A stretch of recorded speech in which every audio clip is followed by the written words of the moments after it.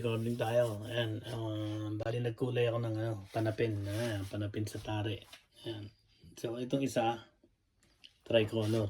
So, bali red, then orange, then blue. Itong isa naman, full orange lang. Ayan. Bali isang metrong, yan, may get isang metrong haba. So, dito ako sa lababo nagkukulay para kung mag-spill man ako ng kulay ko, mababalawan ko kagad. So, yan ang ginamit ko. Yan. Ito. Yung red.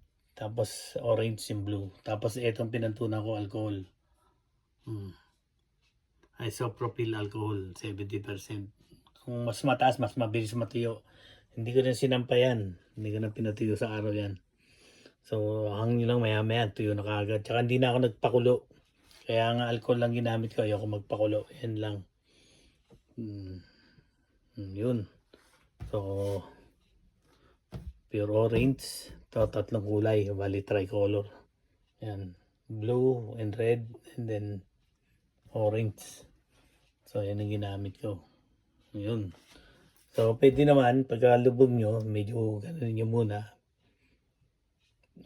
Padaanin nyo, agurin nyo ng pagganan ng daliri nyo. O mag-gloves kayo, gano'n. Tapos, kung gusto nyo mag-try kagad din yan na mabilis, gamitin nyo yung hair dryer na asawa nyo. Pero siguraduhin nyo hindi mamamantsahan ng kulay nyo.